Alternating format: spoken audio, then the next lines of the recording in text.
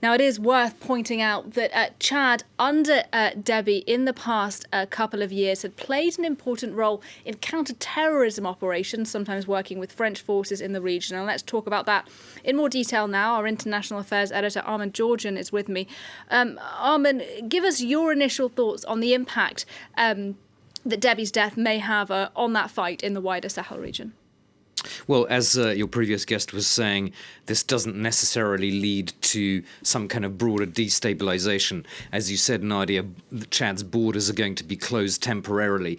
There may be perhaps some temporary wobbles in Chad's international military operations, but the fact remains that they've built up a lot of expertise and capability over many years, and they've been a key partner for France in the French-led operation, which is called Barkhane, which brings together the French operation, which has a base in Chad.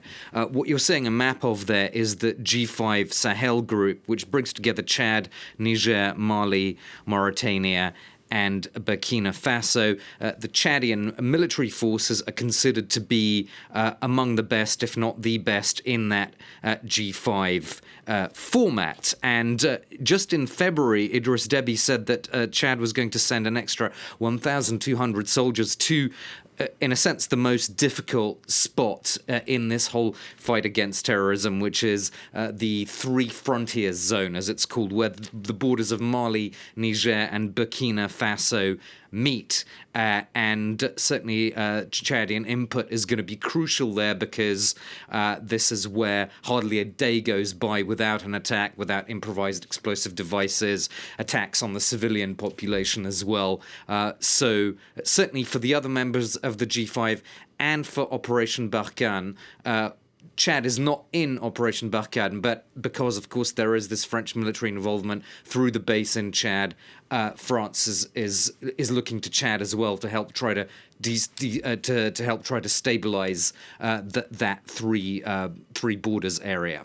And Deby himself, he has been seen, hasn't he, particularly in the past couple of years, as a real ally of the West when it's come to trying to clamp down on some of the terrorism operations that you talk about in that three-border region particularly. Yeah, I think maybe you have to go back more than 2 years, because, if you take, say, 10 to 15 years ago, he was really not flavor of the month in Western capitals. There was criticism of his human rights record. But a few things changed that.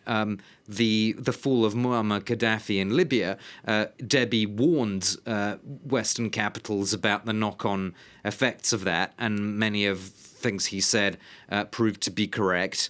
And then, of course, the attempt by insurgents to overrun Mali around the same time. And so those two things really increased the value, if you like, to the West of Chad's military capabilities and its ability to stand against Boko Haram, Al-Qaeda in the Islamic Maghreb, and so forth.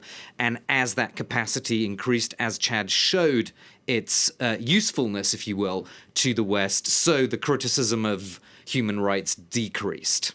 Armen Georgian, thank you very much indeed as well for your analysis on that breaking news. We're